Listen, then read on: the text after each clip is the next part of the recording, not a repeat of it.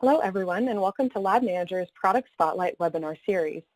These webinars are designed to discuss a specific service or technology and how they can help labs operate more efficiently.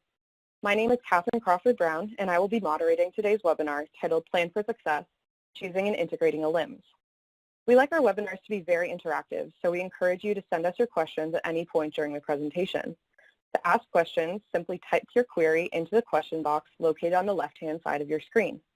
We will try to address as many questions as possible during the Q&A session. If we happen to run out of time, I will forward any unanswered questions to the presenters and they can respond to you directly. Additional resources can be accessed through the resource window, also located on the left-hand side of your screen. And just a reminder that this webinar is being recorded and will be available immediately following the presentation on Lab Manager's website. At the end of this webinar, we will share that link with you. At this time, I would like to introduce today's speakers.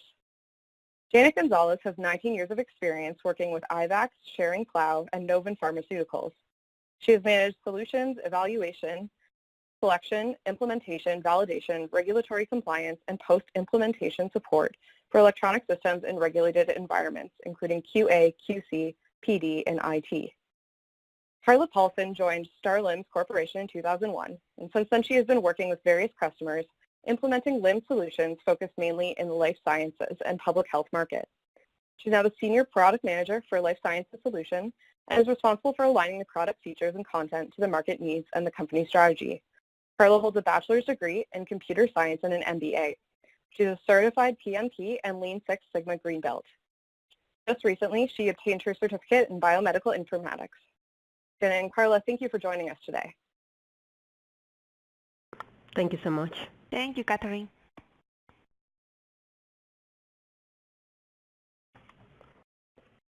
So thank you so much for joining the webinar. For us, it's an honor and a pleasure to be part of this webinar. Today, as Catherine mentioned, the topic is Plan for Success when choosing and integrating a LIMS. And particularly to me, this is a topic very at heart because in my tenure, in my career, that's what I have been doing, implementing solutions, not only LIMS. So I want to let know the team and the participants that the topics are relevant not only for a LIMS system, but any solutions that you look for to implement electronic solution in your laboratory. So the topics are considerations for purchasing a LIMS, the business objectives, the current and future state, considerations when implementing a LIMS, and we're going to go very high level over these topics, initiation and planning, execution, monitoring and support, closure, maintenance, and Carla will take us through a little bit about STARLIMS and the features for an optimized integration, and discuss some case reports, the failures and successes. So the first topic is considerations for choosing a LIMS. So the main important activity when you are considering purchasing a LIMS is to identify your business objectives. What does your business or your laboratory need from a LIMS? And as you know, there are many benefits for acquiring a LIMS. So you need to understand what are the market problems or the issues that your laboratory is facing that is triggering this purchase. As you know, a LIMS system brings enhancements to quality, regulatory compliance, help with consistency on the laboratory operations, collaboration and data centralization, lab optimization and growth, and cost savings and efficiency. However, you need to understand who are your stakeholders in this process, because those are the individuals that are going to provide you your business needs. And who are they? The laboratory personnel, the analysts, the statisticians, quality assurance, information technology, that's your partner, management, marketing, clients,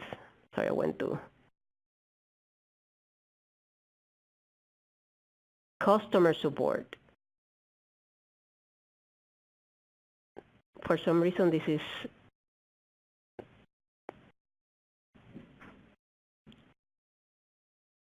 For some reason, the presentation is not behaving as I expected. So going back to the considerations, the main consideration is what are the business needs and my stakeholders, and collect the sentiment of these stakeholders. Another consideration is technological requirements.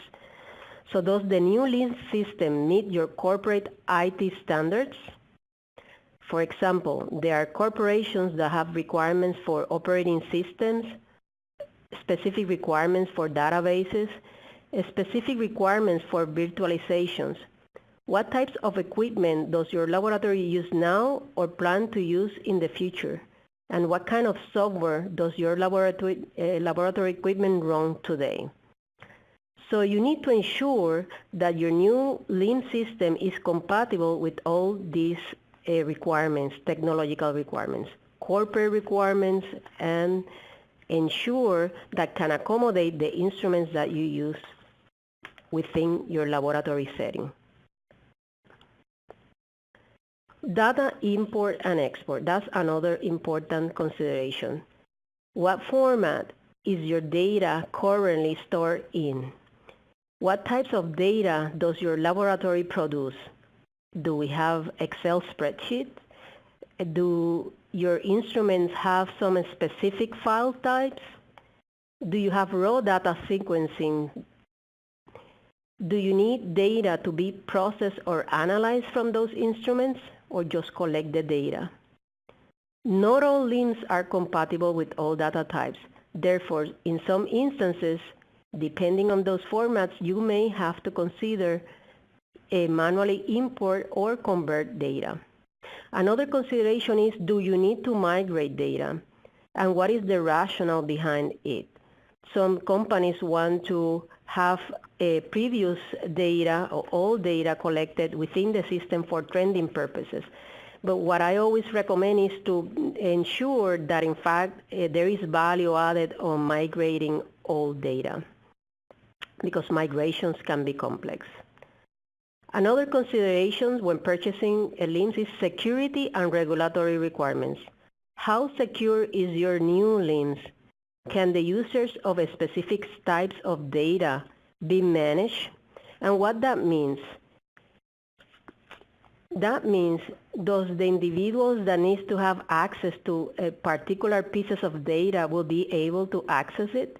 Do I want to restrict certain laboratories or site or service group to see some data? Or do I need to restrict that only certain individuals have access to specific applications within the solution and control these using roles? So all these are considerations when purchasing a LIMS. How well can I protect my data? Will the system allow a backup? And this is particularly important. Will my system support the corporate standards and the backup tools that we use today? Are there specific regulations?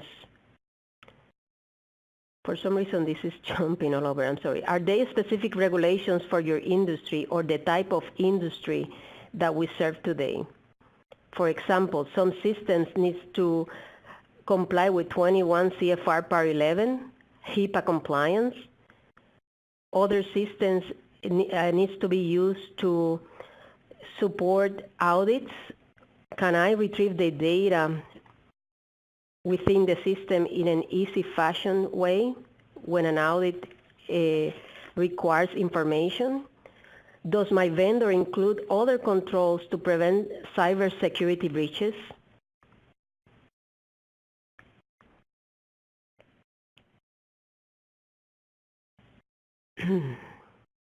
For some reason, I'm having issues with my animation, so I have to apologize for this.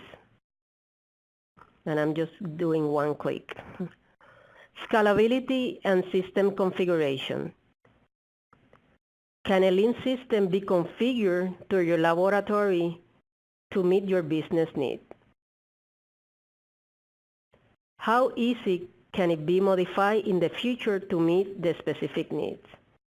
So for example, in some instances, there are going to be very specific processes within your laboratory where require a system flexible enough to accommodate the creation of a new complete application to handle a specific business need.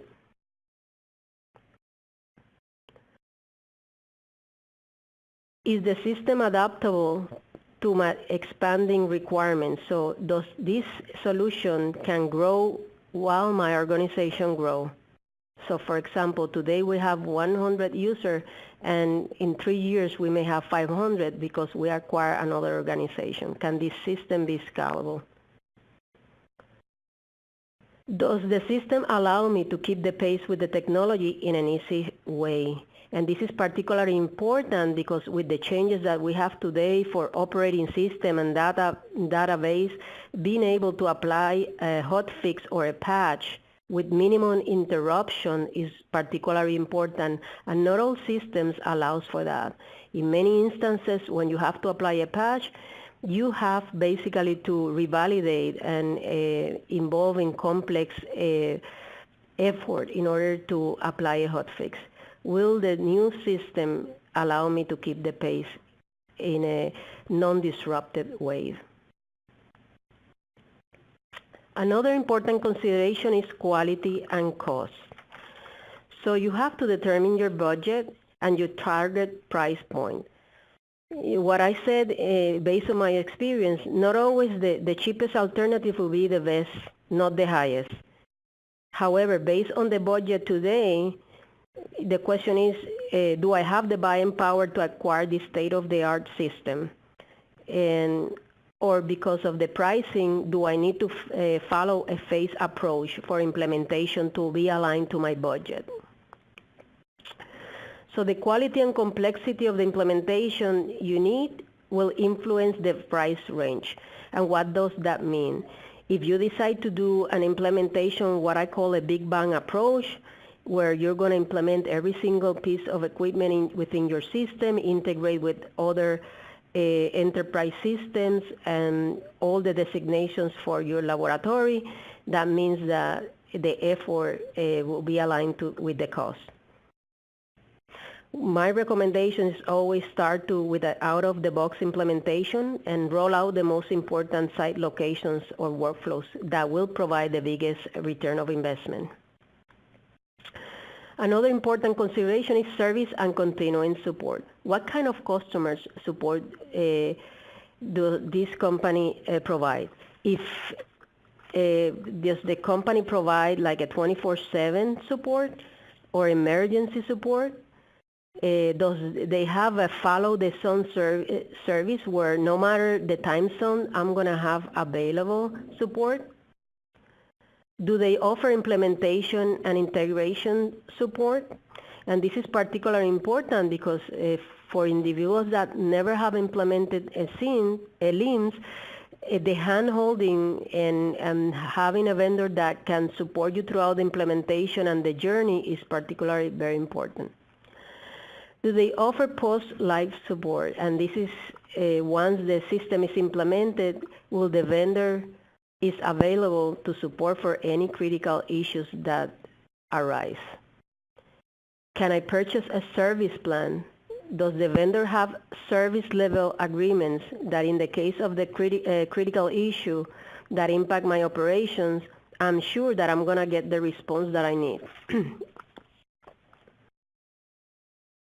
Upgradability. How well your LIMS is prepared to handle the future technology. As we mentioned before, can I keep the pace with the technology and the changes in database, operating system, virtualization? Does the company offer support for the future updates? How easy is to add new equipment to LIMS? Usability, another important consideration, how easy the system is to use, especially for the analysts that are going to be working mostly with the system. Can the system provide tools so I can configure easily the workflows specific for my analysts? Does the system is intuitive? Can the vendors provide training, and is the system simple enough that the training can be performed quickly and easily? and what kinds of interface does these employees need. So there are many LIMS systems that are very rigid, and the ability for you to configure the workflows in a visual way for the end users to use is critical. You don't want the system to be a burden in terms of usability for your users. You want the system work for your users, not the users work for your system. And always ask for reference. Check customers' review also will be very helpful. Mobility. Does the LIMS have a web interface? Does it compatible with mobile devices, especially for those instances where the data is collected or the samples is collected outside from the laboratory setting, like in the field?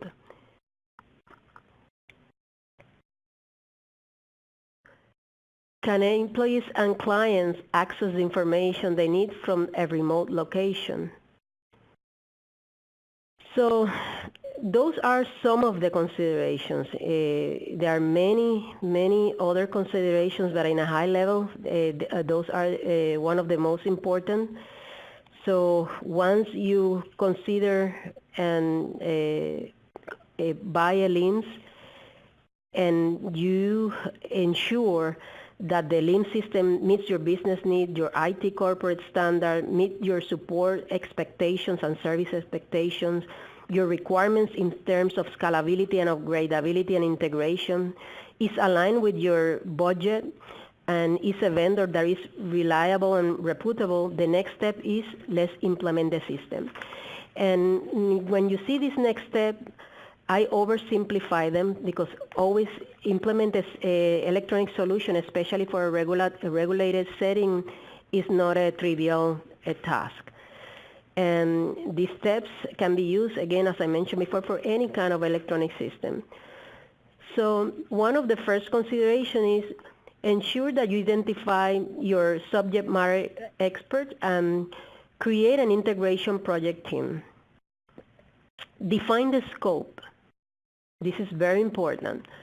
Seek experienced guidance. Prepare a plan that considers, obviously, resources, the time, the effort, the budget, the scope. Execute on the plan. Validate and test your LIMS system. Train your staff, and training could be at any point. Prepare for go live, and then after go live, maintain the system following change management. And I'm going to go a little bit fast to give time for the rest of the presentation to happen. Create and implement a project team. This is going to be very crucial that you identify your subject matter expert. So work closely with IT staff, the senior laboratory team, to ensure that you identify your team members. My recommendation is to identify also a LIMS administrator and a LIMS backup, and establish a governance for the project, and establish a steering committee. And this steering committee should meet frequently to discuss project status and any risk of mitigation of the project. So the recommendation is select a representative for each department and communicate with them so they can also trickle down the information to the rest of the team members. We always recommend a small, focused integration team, and it's proven to work very efficiently. Initiation phase, define the scope, what process you're going to tackle with this implementation, how you're going to use the LIMS system. Do you plan to use it fully, like to manage inventory, to manage your equipment?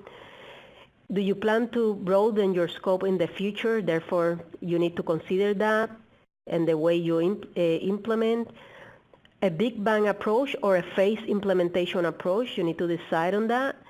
Do we need data migration? What instruments will be integrated? What other systems or enterprise systems will be integrated? Will the implementation will be on-premise or on cloud solutions? And again, seek guidance. For me, that's critical.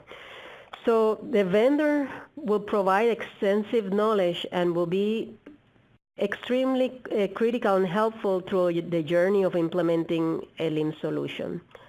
So work closely with your vendor to create the timelines, to allocate staff, to obtain advice throughout the entire journey of the implementation and integration of the system. And also seek guidance of other laboratories which have gone through the implementation like that.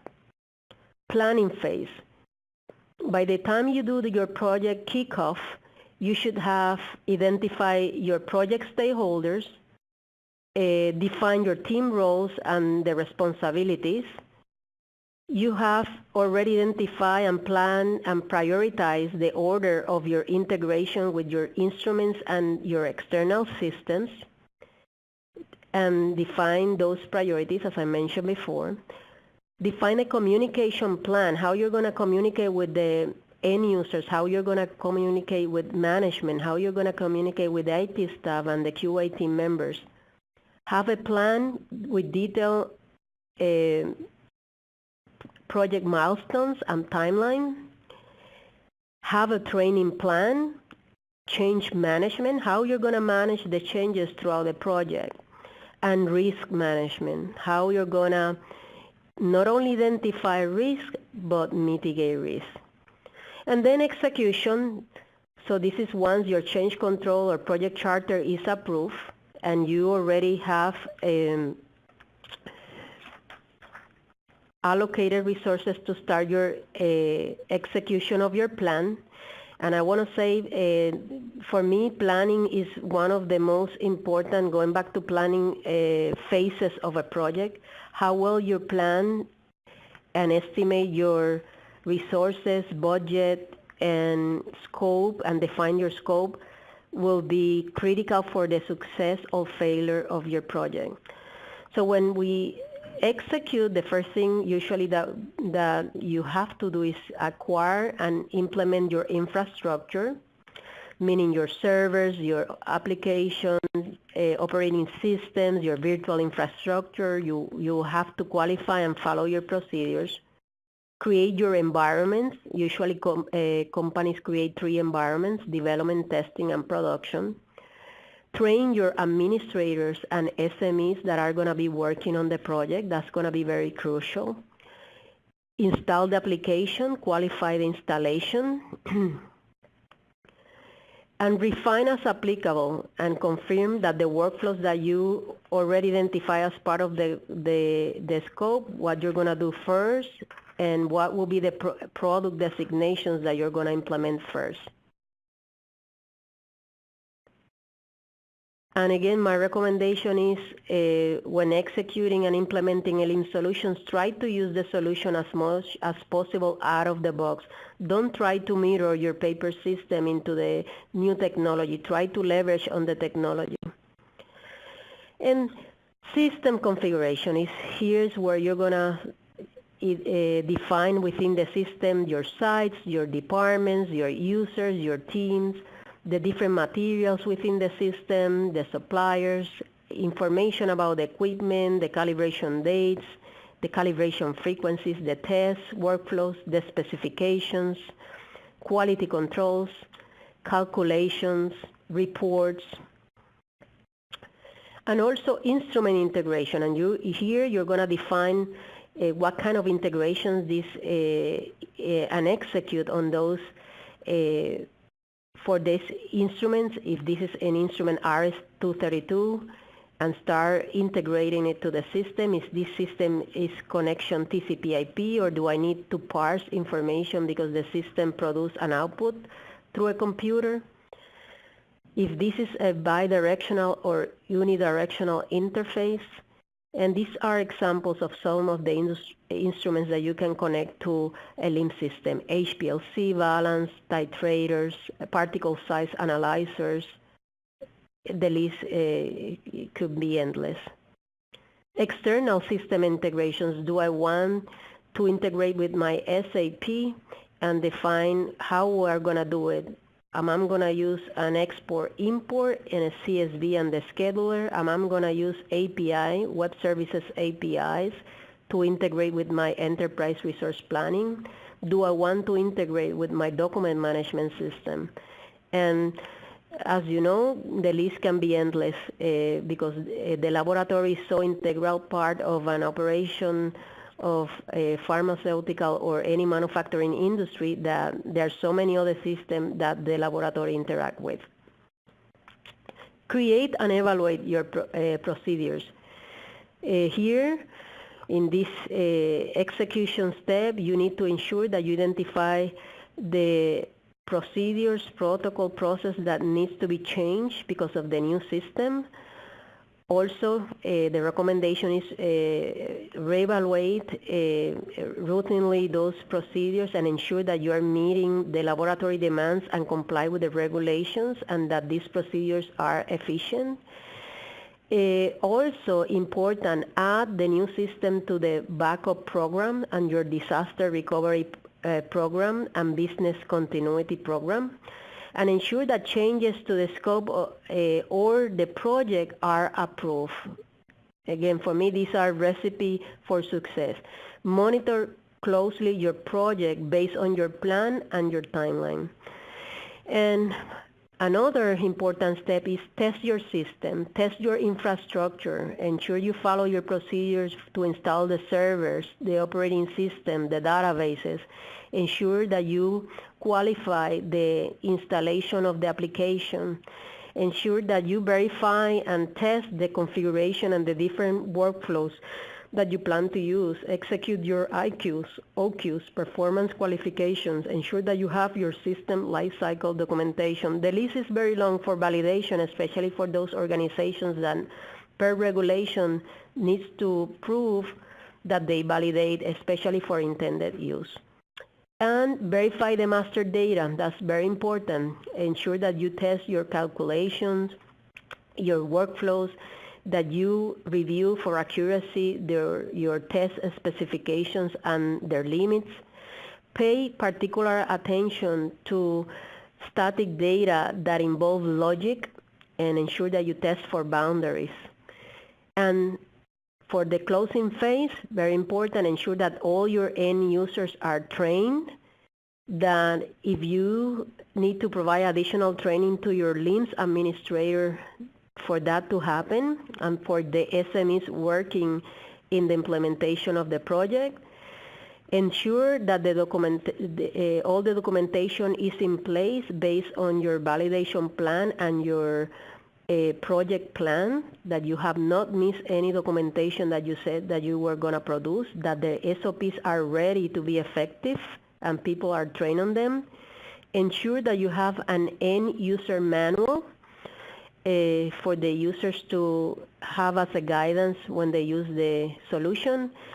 And the most happy part is prepare for go live and the production environment readiness.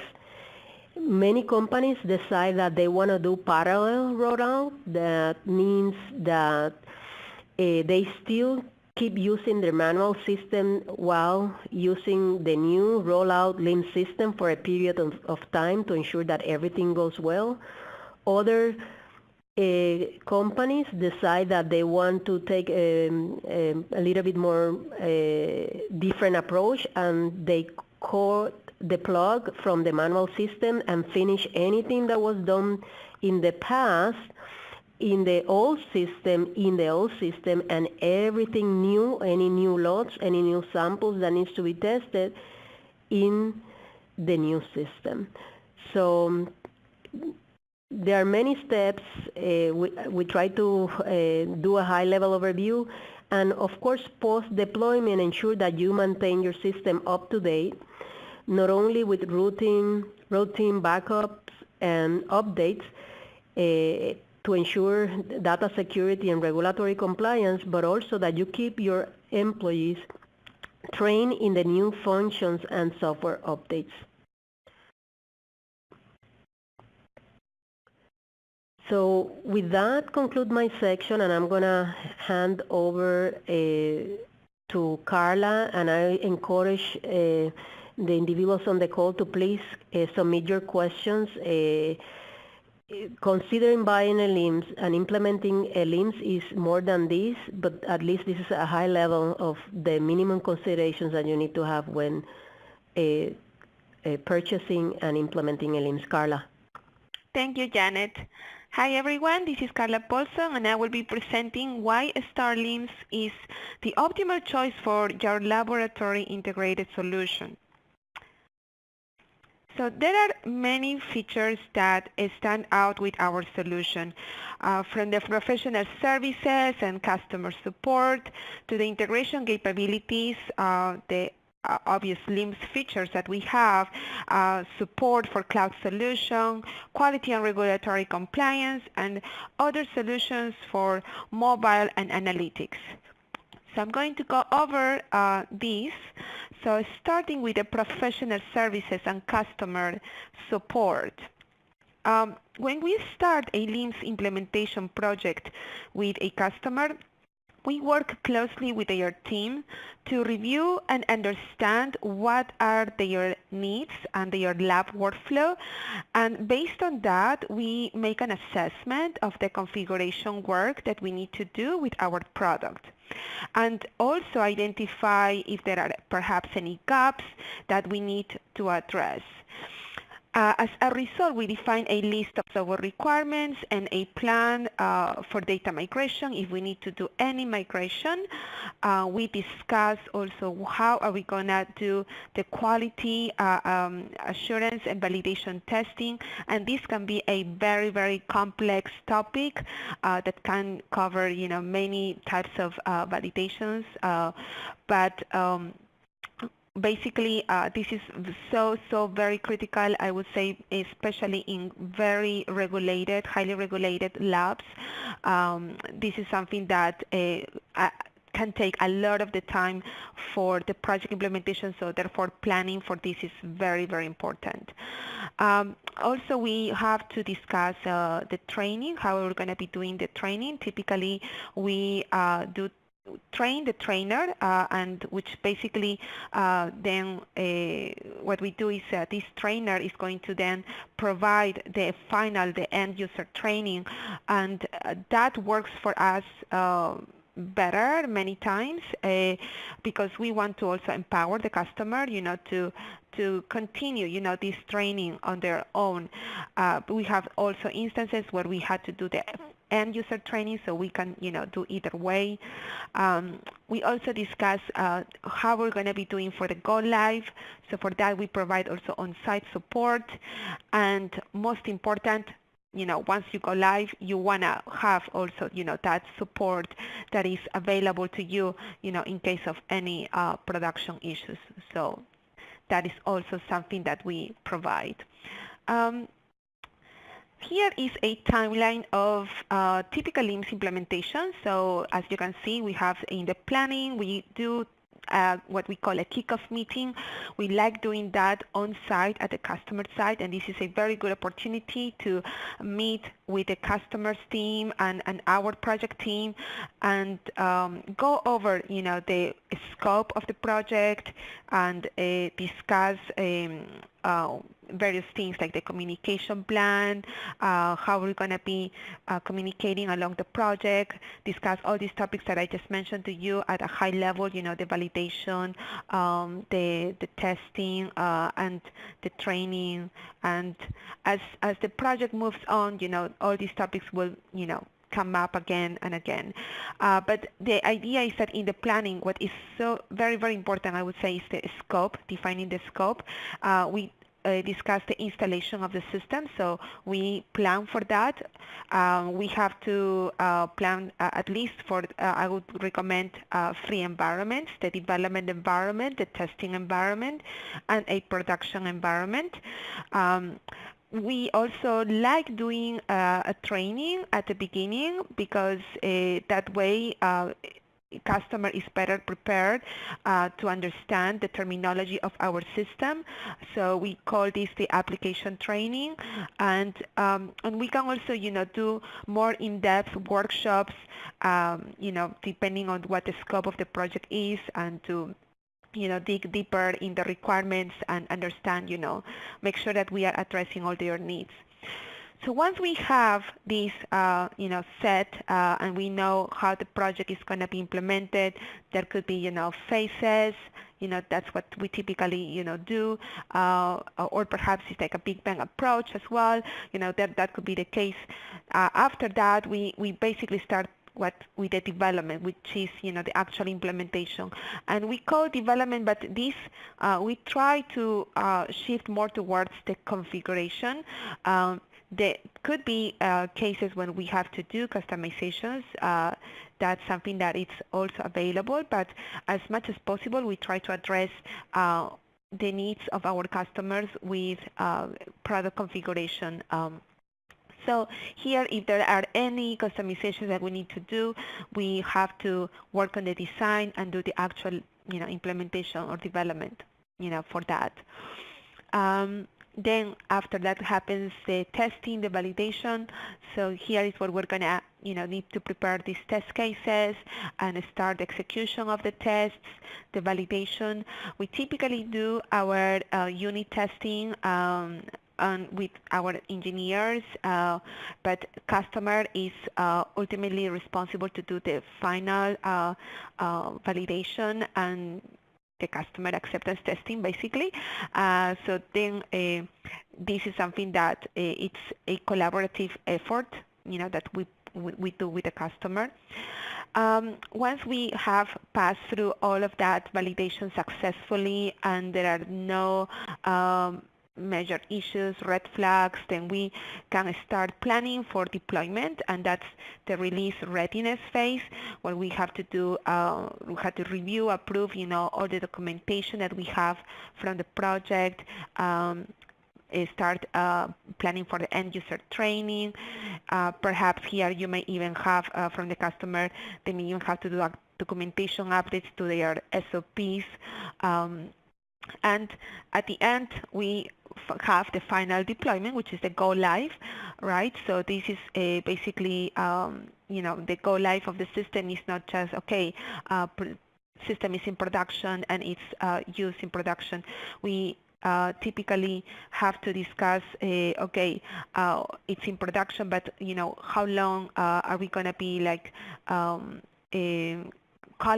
we call it kind of like a warranty period, but it's more like a time that we have to closely monitor this customer, because they just went live and we want to make sure that they have the support available right away if there is any production issue.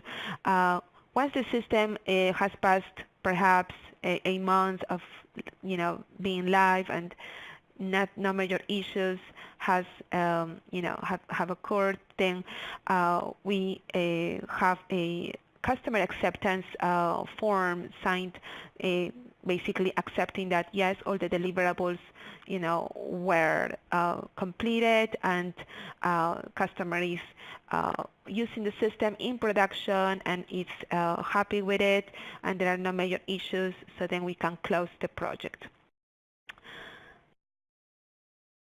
I have this slide for customization because this is something that, of course, it could come up, and something that I would say when it has, we have this situation that, okay, we cannot address it with our product, with our out-of-the-box solution. So I always try to challenge our customers that if this can be done, if there is a way to do it with out-of-the-box. If there is no way, then the next thing that we also check is that is this feature, is this change worth it to be considered to be also in the product? So this is very important because this is something that we're trying to do more and more with our company, because this will allow us then not only to, yes, we do have product releases with new features, but also, get these additional, these features that come up as part of the professional services implementation that could be enriching our product functionality. So if that's the case, then we try to get in alignment with our product team to make sure that those functionalities, that feature, whatever change that we're going to implement it for this customer, it also aligns with the product design, so that then this can be delivered for the customer and implemented at the product level at the same time. That's not going to be the case, or for all customizations, because there are going to be situations where customizations are really only for specific cases, and in that case, then we just need to make sure that those custom changes are very well documented. We have a whole SDLC documentation for professional services that we need to follow. So these custom changes, what we encourage is our customers is that we need to have them very well delineated, separated from what out of the box is. And our product allows that. You can have customizations, but there is a way to separate what are the out-of-the-box components versus the custom changes. Okay. Now, another feature that we also have is integration with equipment. So this is something that is very important for LIMS. We have instrument integration in our product. An example of that is Waters and Power. We also have this integration with Data Innovations Instrument Manager, which is a middleware that has over 1,000 instrument drivers, which basically give us access to integrate with all of those instruments if we need to. So that is something that we already have within our product, the ability to integrate with DI Instrument Manager. So it's just a matter then of basically finding if that instrument that the customer needs to integrate, if we have a driver available. If not, we always have the option to also request a new driver from DI. There are also other ways to integrate with instruments, for instance, file-based instrument interfaces that we could do with our solution SDMS, which stands for Scientific Data Management System, which allows us to parse a file and basically extract the data from a file, whether the file has structured or non-structured data. We could get that data and import it in our system. We also do support other types of interfaces, like we could have also RS-232 and perhaps TCP/IP, so this is still possible, and this is something that we always have to approach it on a customer-by-customer basis on what are the instrument interfaces that we need to do, and and determine, okay, what's the best way to do it. Other integration capabilities that we have, and this is not necessarily with instruments, this is now more like, let's say, any other external system, is with web services. So API is something that we do support. We can develop APIs that we can then host, for other systems to consume our API, or we can also consume other external systems APIs. So here I'm just putting an example.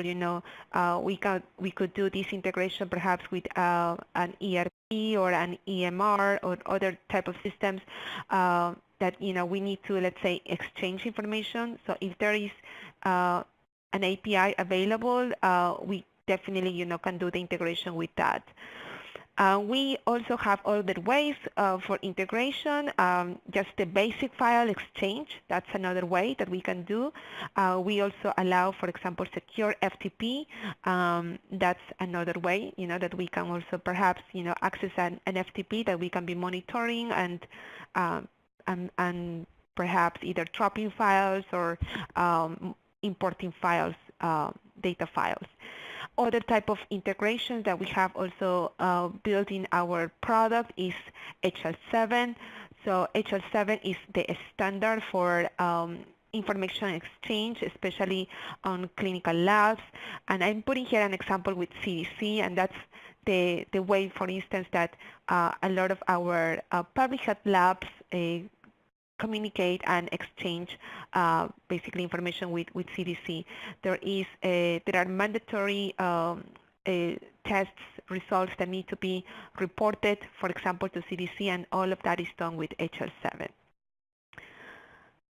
Okay. Other ways that I would say, our product also stands out is that we handle the major data types, for either import and exporting. I have listed here just a few of those, but basically this is something that is already built in our product, to manage either, any kind of import of if we need to also generate, data. We have various tools built in the system that can allow you to, for example, query data and export it into a simple CSV or perhaps an Excel file. Those are the most common formats, that customer requests. Other features that we have in our LIMS product is the sample and inventory tracking.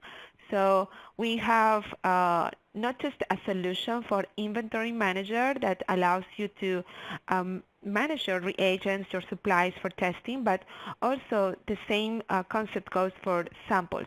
And when it comes to biological samples, then we go into the territory of biorepository. So this is a biorepository solution is already available in our product. It's a very robust solution that allows you to track not only the samples, but the locations and manage your locations capacity, the storage containers. Perhaps you can have boxes where you want to hold your samples, or racks or plates, any kind of storage containers that you need to track as inventory items, and need to perhaps transfer from one location to another, or to ship and keep the chain of custody of all those samples and inventory items. That is important. So we do have all those capabilities in our product. Another thing that we do have is the training certificates. And for training certificates, this is something that every customer has the ability to decide whether a test method requires a specific certification from analysts in order, for that analyst to be authorized to execute that test. We also provide our AWS cloud solution. So we are very proud to use AWS, which is, I would say, one of the top leaders in cloud services. And AWS itself has its own, I would say, tier of security and protocols that they run. But we also do have internally in our cloud team, we are going to basically be doing all these automated backups of data and be monitoring your database, the performance of your database, and doing basically all the maintenance, from your system and of your system, that you don't then have to worry of having IT personnel, having to do this. So the cloud solution is something that I would say it's coming more and more popular for many customers, that and helps really customers that don't have the IT infrastructure to really have a LIMS system on premise and deal with the whole maintenance. So this is something else that also we provide. Quality and regulatory, this is also very important. I have put here just a list of some of our ISO certifications that we have as a company, and what we are planning also to have for this year. We are planning to get this ISO IEC 27001 2013. So that's still that's in the plan. And another thing to mention is our Hollywood, Florida site is registered with the US FDA, and we have also registered our solutions for life sciences and public health as a medical device with the FDA. Also, all our products, everything that we from product development and even to the STARLIMS implementation, we have a very strong quality management system that we follow. We can get audits from customers at any time. We welcome customers to audit us. So quality is something that for us is really, really important. And this also, of course, helps your lab, to, when you are purchasing a LIMS, I would say, take a look, at what are the certifications, and the regulatory compliance, from the LIMS that you're going to purchase. So this is something that is really important.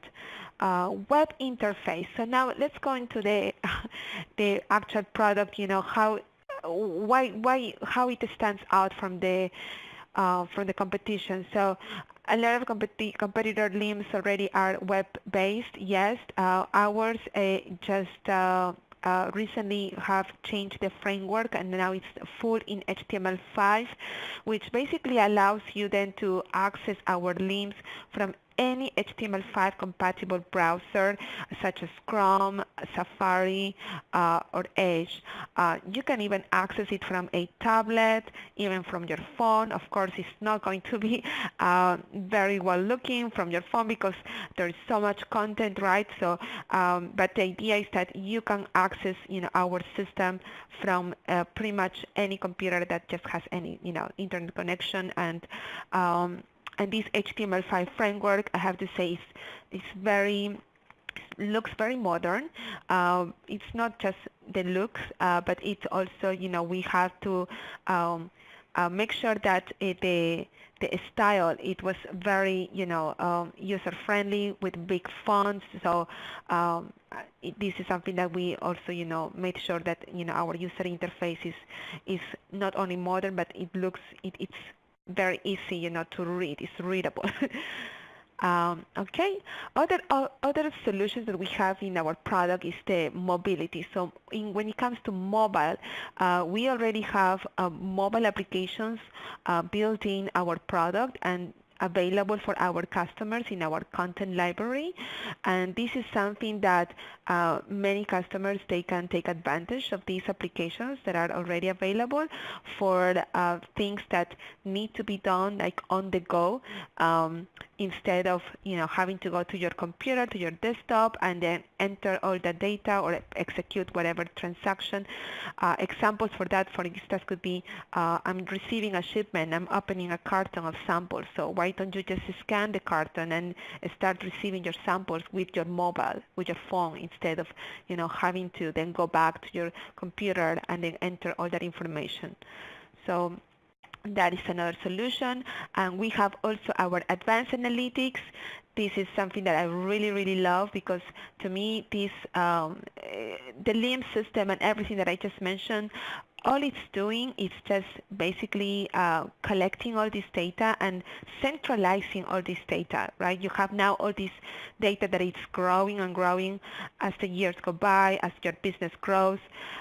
And what you have is just data, but now what we do with advanced analytics is transform the data into valuable information that allows managers to have a high level overview of certain KPIs. So here, for instance, I have in the screen a dashboard for quality control that will give you, okay, what is your quality control failure ratio?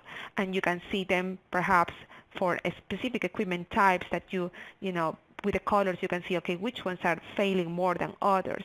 And then you can dig in real time and start drilling, on what is behind that equipment type, or perhaps this QC lot number, perhaps it's the supplier, or why is it failing only on this test, and you can do, analysis, on that data. But again, this is something that it's available as part of our product, and I think this is something that can give a lot of value to the customer. So as you can see here, STARLIMS is an integrated solution, and here I have, a lot of the, the options that we provide to our customers, not just the LIMS, but we have the STMS solution, the ELN, the mobile, we have the advanced analytics, we have our cloud offering, and also we have this content library that we are enriching every year and make it available for our customers, to download. Okay, I'm going to now give you just a few of the case reports that we gathered here. So moving on, like here I have an example of LEEDS teaching hospitals in the NHS. This is an example of an implementation of LIMS that was implemented with Telepath, and the proper backups apparently were not maintained, and apparently there was not enough training dedicated to the system, and whatever smaller or earlier problems, whatever happened in the beginning, apparently it was overlooked. But on September 16, 2016, the LIMS had a very I guess a major failure that basically stopped the operations of the lab, and that caused a lot of problems because now they had to send all these samples to other hospitals, and that resulted at the end with a backlog of over about 10,000 samples until the LIMS system was brought back online. So this is, I can imagine the stress, of what was going on at this time. So what are the lessons learned, from this case? So how can we avoid, failures like this? So first of all, I think the implementation of the project, of a LIMS project, is so it has to be very carefully planned, discussed. When you're planning, plan always, not just for what you have in the present, but think about, what is 3, 4, 5 years down the road. Plan for growth. I think it's really important also that you train your personnel. Training is so important, and even consider a little bit of change management, because as every time that there is a new implementation, there's always going to be some resistance from users. So change management is really important. So training the personnel and communicating of the new SOPs, how is this done with the system, and having the right, of course, staff, to maintain your LIMS system. Don't just think that, okay, the LIMS system is just running on its own. No, somebody always needs to be maintaining and checking, if everything is right. Another example that I have here is Precision Diagnostics, and this is a customer in San Diego. I remember I was involved in this implementation at the beginning, and this customer has grown a lot from the moment that we started implementation. They use our cloud solution, and I would say that now probably they handle at least double, perhaps even more, of the volume that they used to handle at the beginning of the project. And the thing is that with our solution, now they are able to now integrate all their equipment and have interfaces also with their customers portal, their EMRs, and so the reporting of the results, we do it with HL7. So this is something that speeds up and helps the turnaround time of their processes. It's also, of course, HIPAA compliant, and I would say, this is a really good example, successful example of one of our implementations in the cloud. ASTA is another example. This is in Costa Rica. In this case, they do blood testing on newborn infants, so they have very unique needs, and the implementation that we did that we deployed in 2012, it basically now integrates our system with all their laboratory equipment, and we have seen, with the implementation of STARLIMS that their sample turnaround time has been reduced from 72 to 28 hours, which is a tremendous efficiency. And these are, just a couple of examples that I have from you, but I'm running out of time. There are so many other successful customer stories where we not only help with the operations efficiency of their labs, but also we help them to be always audit ready for any kind of audit that they need to face and be compliant. So this is, I would say, those are the major benefits that we provide. So I just have here one last slide of, that when you plan your LIMS acquisition, this is not a trivial decision. Always, think carefully and please, go over these considerations that we explained today. And, in order to have, this smooth integration, this always has to, require a lot of planning. And so thank you again for your time. If there are any questions, already have hit the hour.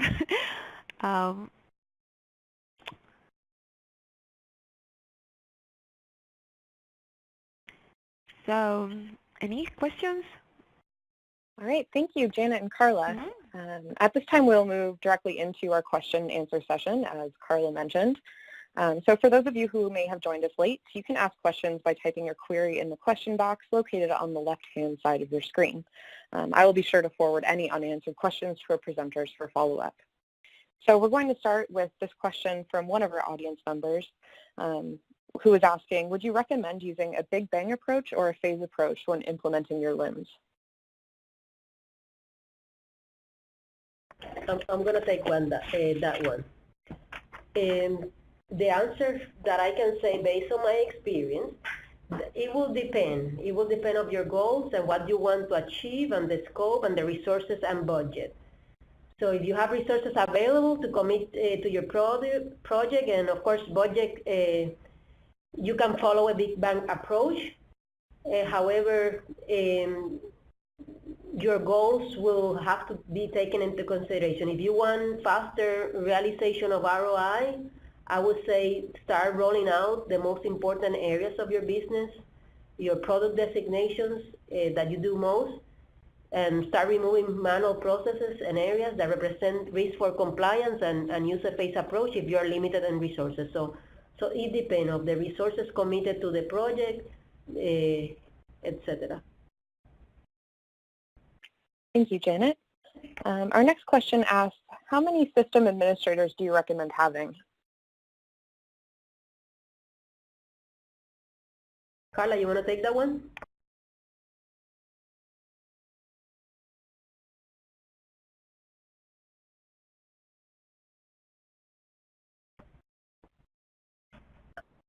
I was in mute. Yes, I was responding. Yeah, so again, that will depend also on how big your organization. At the minimum, I would say one system administrator is the recommended, but this is something that you have to consider, we've had, customers of all sizes. If you have multiple sites, like physical sites, perhaps you want to have an administrator even, per, physical site. But at the minimum is one, and you should always plan perhaps a backup, because that one, may not be available at all times. What if that one is in vacation? So there should be, I would say, better, one and a backup, so two. But yeah, this depends based on the organization size. Thank you, Carla. We have another viewer who's asking, what databases does your solution support? We currently support Oracle and SQL servers. Those are the two databases that we support. So most customers go with SQL. Oracle is a more expensive one, but those are the two. All right, and we have time for one more viewer question. So this viewer is asking, how would you recommend verifying your master data? I will take that one. Based, again, in my experience, my recommendation for master data verification is create a process and procedure. And the way that I handled it before was through the use of a template. So have the development of master data or static data develop and have peer review. Perform your visual verification for your specifications and limits, ensure that they are accurate, your material names, your material description, your test names, your analytes, your method information. Execute the calculations, those are very important. Run in a scenario, that's the way I used to do it, especially for complex calculations that involve logic. You know, I used to log in a sample or a lot and enter results and test for boundaries and generate a report to ensure that everything was working well. And, you know, I always recommend to document your static configuration and your workflow configuration. Have a configuration document. Thank you very much. This brings us to the end of today's webinar. On behalf of Lab Manager, I would like to thank Janet Gonzalez and Carla Paulson for joining us today, and Abbott for during this Product Spotlight webinar. I'd also like to thank all of you for taking time out of your busy schedules to join us today. If you'd like more details on all of our upcoming and on-demand webinars, or to learn more about the latest laboratory tools and technologies, please visit our website at www.labmanager.com. Thank you for joining us, and have a great day. Thank you, Catherine.